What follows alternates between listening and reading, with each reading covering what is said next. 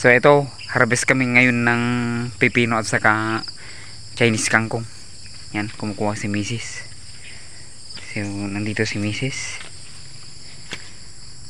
So ayun. Yan, dadali namin sa salon. Bebenta namin sa mga katrabaho namin.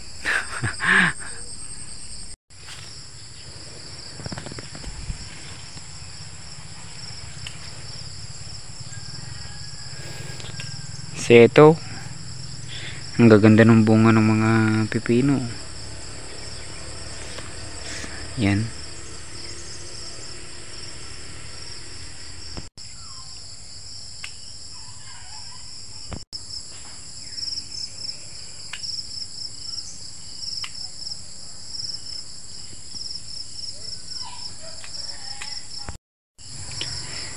So nandito yung sitaw namin, no?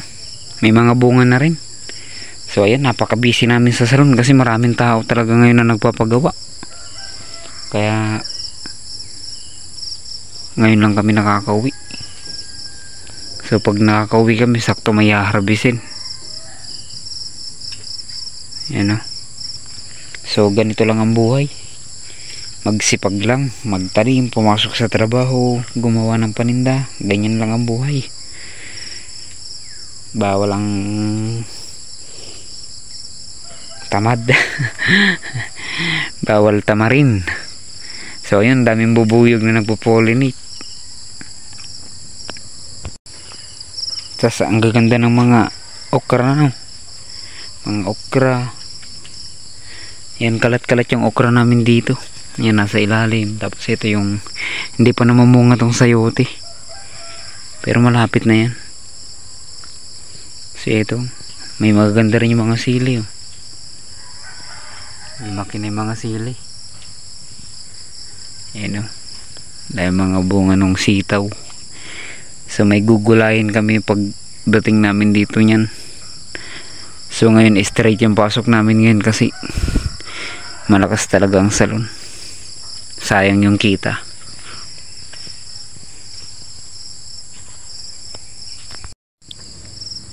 So ito naman yung compost na ginagawa ko.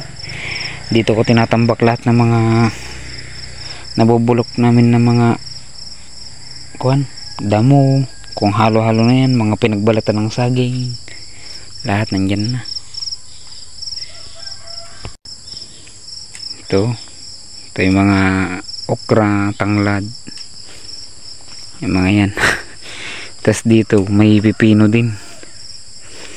Kaya lang nakagapang sa lupa yung pipino, hindi ko na nalagyan ng balag. So ito kasi may balag yan. So kailangan lagyan namin ng balag yan. Tapos yung mga talong maliliit pa. Yan, oh. Yan, mga talong.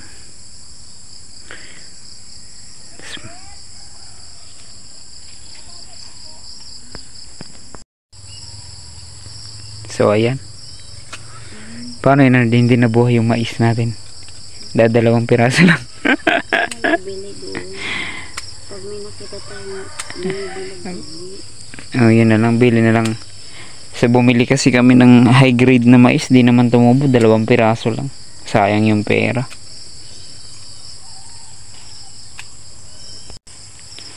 So itong laki ng pipino, ang haba, oh. Mamaya yan, kukunin ni Mrs. mamaya yan lahat. May nauna na siya dun na harvest kanina. Ito lang yung tumubo. Tapos ito hindi pa namin nililipat, oh. Yan.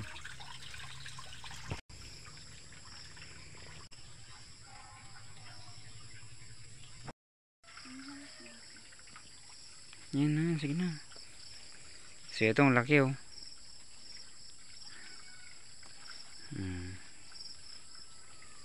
Tapos doon pa. Yan. So itong sipag, ang ganda ng ito nagsimula na siyang meron na siyang ispat-ispat. So dito may sinama kaming sitaw. Yan. Oh, dami ayun po. Doon. Yan. Gaganda ng kuan. Tapos sa baba pa, yun po. Ayun, sa baba. Ayun po. Yun, pwede na ba yan? Yan ang dami mo kung saan yung pwede.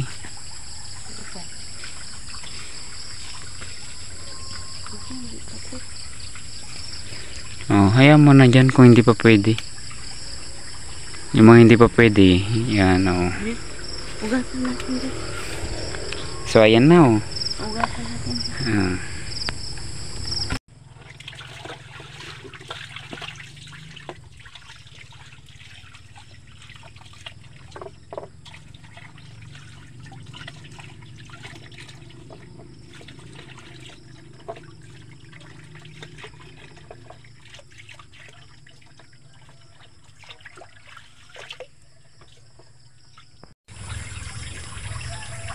So ito yung kilo niya. Sobra ang ng isang kuan. So ilang piraso? 1, 2, 3, 4, 5. Oh, yan yung kilo.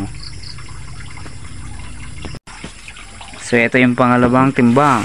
Ayan oh, sobra din sa isang kilo. Tapos ilang piraso? 4 lang. Oh, kasi malalaki. Yan.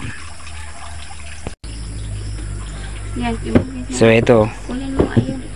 May natirang 3 sa amin na yan.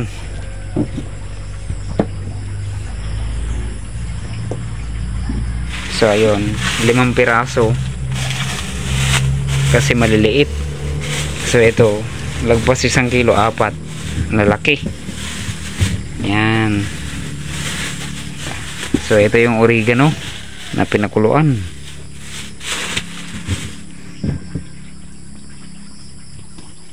So ganyan lang, sipag lang, tanim lang, kahit home gardening at least meron kaysa wala. So bumibilib kasi ako sa mga napapanood ko ng mga nagpapasulang. So pasulang gamit nila pero ang gaganda ng mga tanim nila, ang dami. Sa Taiwan, sa Japanese yata yung mga napapanood ko na yun eh.